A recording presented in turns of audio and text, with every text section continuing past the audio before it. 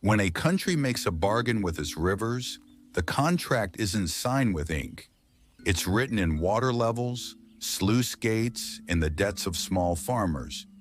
In Vietnam's Mekong Delta, the promise was simple: grow rice for the nation, ship it to the world, and in return the state would tame the water, steady the prices, and modernize the countryside.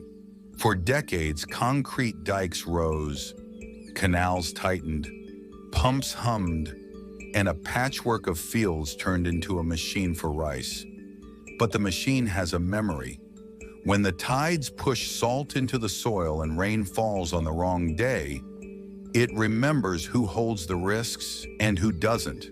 This is a story about precarity that wasn't only born of climate, but built layer by layer by policy, contracts, and markets, until farmers became laborers on their own land, negotiating with the weather and with companies at the same time. In 1986, Vietnam's economic reforms set a new course: liberalize, decentralize, and feed a growing nation while earning foreign exchange. The Mekong Delta became the rice bowl. More than half of the country's rice and the vast majority of exports came from here. The state invested heavily: levees, sluice gates, irrigation networks, mechanization, and chemicals. The aim was volume and control. The engineering worked, at least at first. Double and even triple rice crops became possible upstream, but the same walls that trap fresh water could isolate fish, restrict sediment, and raise the cost of labor. And underneath, aquifers were pulled down to keep the fields green, leaving the land to sink and the sea to wander inland with salt. Then came a new layer: quality standards for export buyers, residue tests, and the persistent fear that a shipment could be rejected. Prices at the farm gate stayed low. The cost price squeeze tightened, and livelihoods thinned. For many, migration beckoned, more than 1 million departures in a decade.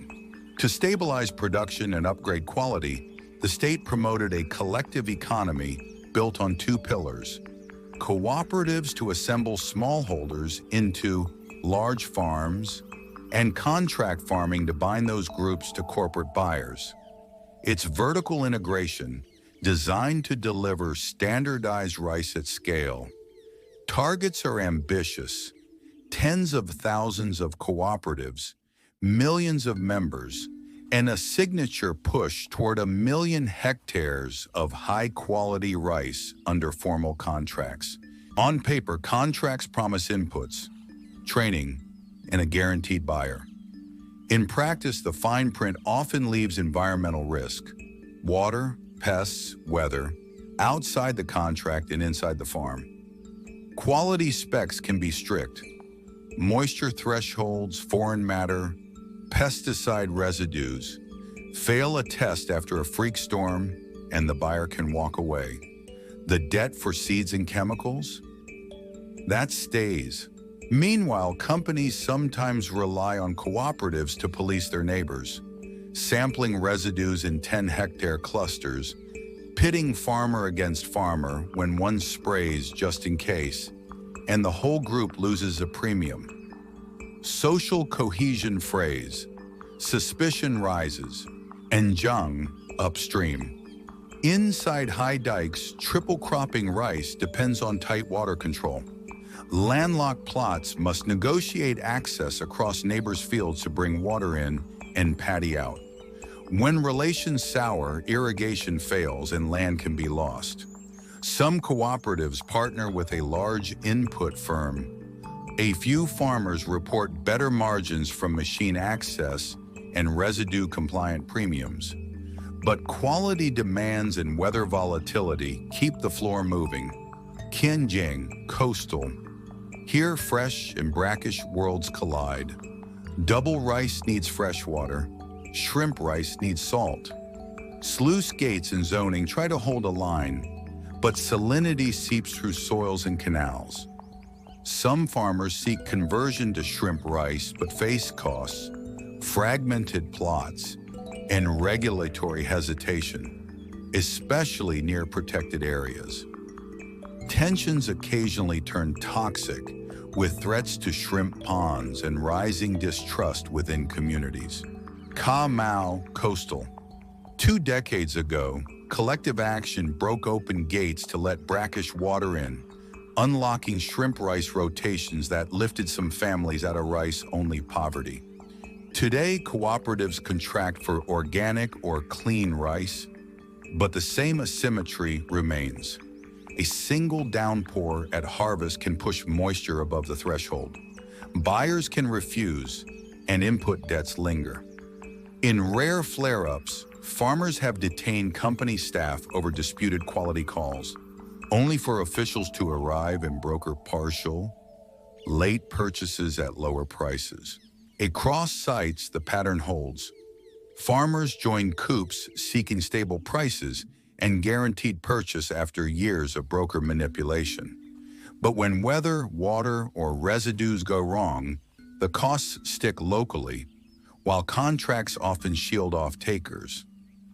Local authorities can witness agreements yet lack leverage to enforce company liability or mediate water conflicts that undermine the very quality targets the state demands. The state is both engineer and referee, yet constrained. It must keep rice affordable for urban workers, earn foreign exchange from exports, and promise rural development. Those goals collide on the ground. The same policies that protect rice land can block transitions to more resilient systems. The same infrastructure that enables triple crops can heighten conflicts and ecological stress. And the same push for quality can amplify the penalties for weather events the state cannot control. When disputes erupt over moisture thresholds, residue tests, or brackish intrusions, cooperatives seldom have the legal teeth, and local governments often lack mandate or capacity to enforce fair risk sharing. Policy imagines collective action upgrading quality. The reality is collective exposure to risk without collective protection. This is not neglect by accident. Sometimes a lack of enforcement is itself a policy stance. Let markets discipline producers, aggregate supply, and court corporate investment. But in a landscape of engineered water and tightening climate hazards, laissez-faire can mean leaving farmers to manage risks that were produced upstream, both hydrologically and institutionally. Ecological drift. Subsidence and salinity rework the delta's baseline. Pesticide and fertilizer legacies collect in water and sediments, even as residue rules punish farmers when tests hit. Triple cropping pressures soils. Blocked canals choke with hyacinth where water stagnates. Every season, more effort buys less certainty. Social fabric. Group sampling turns neighbors into monitors. A hidden spray becomes a shared deduction. Landlocked plots lose bargaining power. Some owners exit. Migration siphons youth and labor, leaving care burdens and thinner margins behind. Cooperatives become administrative shells when company reps make day-to-day calls. Market exposure. Contracts that promise stability morph into asymmetrical instruments. Inputs advanced, quality unilaterally assessed, purchase optional when nature misbehaves. Farmers carry debt into the next season, gambling that the next rain arrives on the right day. And yet the targets escalate. More cooperatives, larger linkages, 1 million hectares of high-quality rice under contract. Without structural mediation of water conflicts, clearer liability for buyers, and resources for genuine agronomic transition, scaling the model could scale the risks. If environmental precarity is produced, not just endured, then it can be unmade, or at least rebalanced. That would mean aligning contracts with hydrology and climate reality. Risk-sharing clauses that trigger automatic purchase or index compensation under specified weather shocks and moisture outcomes verified by independent assessors. Public mediation capacity for land and water use conflicts with budgets and authority to reopen, seasonally adjust, or retire infrastructure where it creates net losses. Cooperative strengthening beyond aggregation, legal support, residue testing literacy, and rotation options, for example, shrimp, rice, fruits, where biophysically viable, so exit from monocrop traps is possible without dispossession. Quality upgrading with agronomy, not just policing, company obligations for extension, scouting, and adaptive protocols when pests or rain surge, plus shared liability when prescribed practices fail. None of this is easy when the state balances food prices, export earnings, and limited leverage in global markets. But without rebalancing, the Delta keeps paying, quietly, season after season.